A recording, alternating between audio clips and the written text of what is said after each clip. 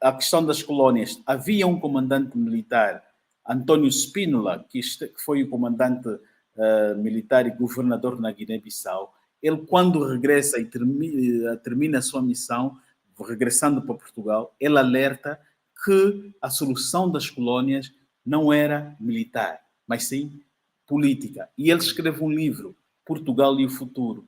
E este livro chamava atenção para isso, mostrava a solução praticamente do problema, e este livro é que também começou, foi também uma das raízes e uma das fontes para dar abertura à revolta que houve com os capitães do 25 de Abril. Por isso é que quando os capitães dão um golpe de Estado, vão buscar António Spínola, porque era um militar, era o vice-chefe de Estado-Maior, que tinha sido exonerado por causa deste livro que ele publica e que foi considerado que estava a dar uma solução anti-regime, foi visto como não estando aliado com o regime, mas era um indivíduo que tinha uma forte influência, um forte prestígio nas Forças Armadas, tanto em Portugal como fora do país. Portugal cometeu o erro de exonerar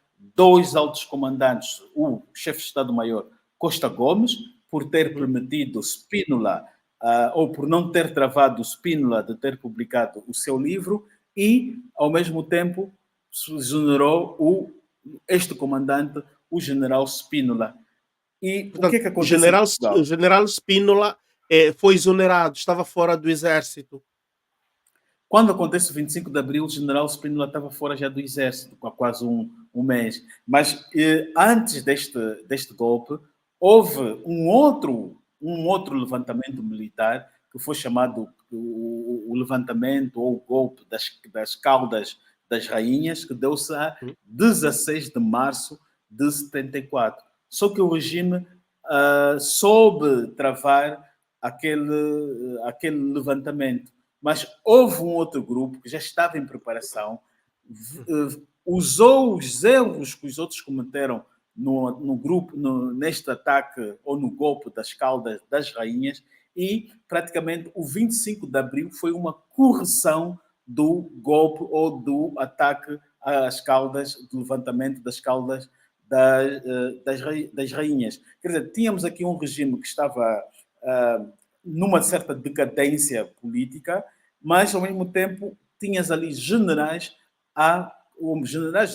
oficiais que vinham das colónias, porque eles sabiam que não indo para as colónias era irem lá morrer, irem para os pântanos, etc., irem lá morrer. E a forma deles se salvarem era deixar cair aquele regime. Deixando cair aquele regime, nenhum deles mais, militares, seria enviado para as colónias, porque os exércitos coloniais, ou melhor, os exércitos dos movimentos de libertação, já estavam a ficar muito fortes.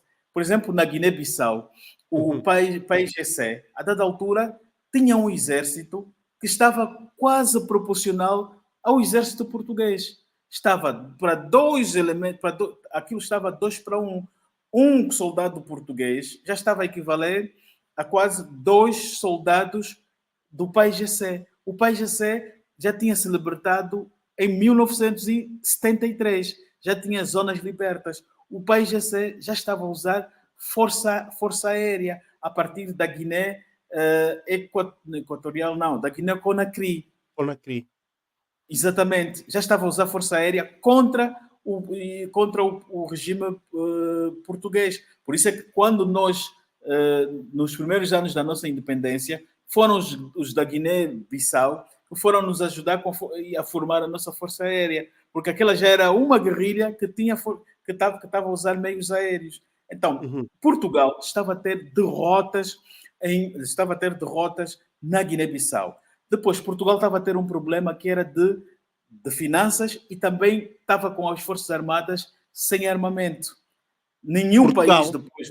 Portugal estava a ter o problema de que com a queda ainda no tempo do Salazar já estava a ser pressionado para libertar as colónias, porque muitos países em África já estavam a se tornar independentes. Portugal praticamente era o único que tinha ainda colónias.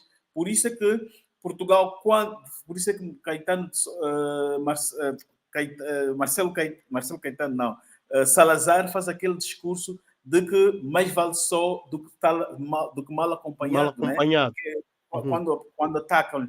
Então, Portugal estava a ter esse problema de finanças. Nenhum país estava a vender armas a Portugal. Portugal, no fim, teve que recorrer à África do Sul para compra, o regime do apartheid para a compra de armas, mas mesmo assim não foi a tempo. Então, os movimentos de libertação estavam fortes, sobretudo na Guiné-Bissau.